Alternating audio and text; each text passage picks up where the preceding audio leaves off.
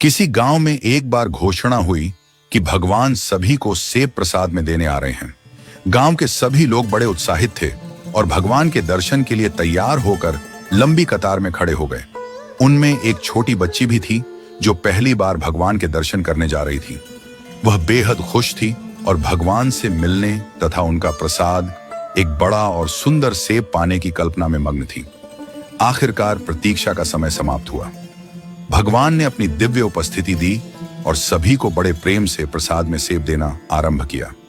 जब बच्ची की बारी आई तो भगवान ने उसे एक बड़ा लाल और चमचमाता सेब दिया।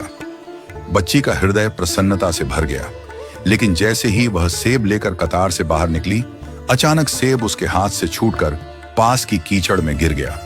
वह सेब गंदा हो गया और बच्ची का चेहरा उदासी से भर गया। अब उसे दोबारा कतार में लगना पड़ेगा।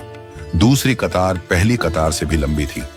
बच्ची ने सोचा कि इतनी लंबी कतार में फिर से लगना मुश्किल होगा, लेकिन उसके पास और कोई विकल्प नहीं था। वह धैर्य के साथ फिर से अपनी बारी की प्रतीक्षा करने लगी। इस बीच कतार में खड़े अन्य लोग ईमानदारी से अपनी बारी का इंतजार कर रहे थे और प्रसाद के रूप में सेब लेकर जा रहे थे। बच्ची देख रही थी कि आधी कतार को सेब मिलने के बाद भगवान के पास सेब खत्म होने लगे। अब बच्ची और भी ज्यादा उदास हो गई। उसने मन ही मन सोचा, क्या मेरी बारी आने तक सेब खत्म हो जाएंगे? वह निराश थी, लेकिन यह बात नहीं जानती थी कि भगवान का भंडार कभी खाली नहीं होता। जब अंततः उसकी बारी आई तो भगवान के पास सेबों की नई टोकरी आ चुकी थी। भगवान ने मुस्कुराते हुए उसे फिर से एक बड़ा, सुंदर और लाल सेब दिया। इस बार भगवान ने बच्ची से कहा, पुत्री, तुम्हारा पिछला सेब एक तरफ से सड़ा हुआ था। वह तुम्हारे लिए उपयुक्त नहीं था, इसलिए मैंने ही उसे तुम्हारे हाथ से गिरा दिया। मैंने ऐसा इसलिए किया ताकि तुम्हें एक नया और उत्तम सेब मिल सके। बच्ची ने भगवान को ध्यान से सुना। भगवान ने आगे कहा, तुम्हें दूसरी कतार में इसलिए लगना पड़ा क्योंकि नए सेब अभी पेड़ों पर थे। उन्हें यहां आने में थोड़ा समय लग रहा था। तुम्हारी प्रतीक्षा तुम्हारे लिए सर्वोत्तम प्रसाद लाने के लिए थी।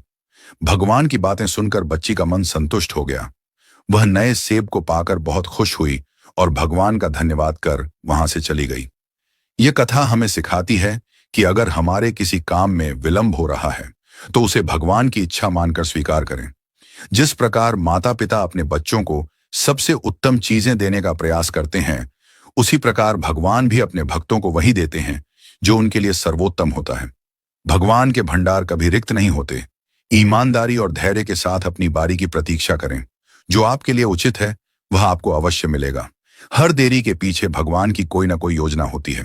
इसलिए जीवन में जो भी हो उसे विश्वास और धैर्य के साथ स्वीकार करें, क्योंकि अंततः भगवान आपके लिए वही लाएंगे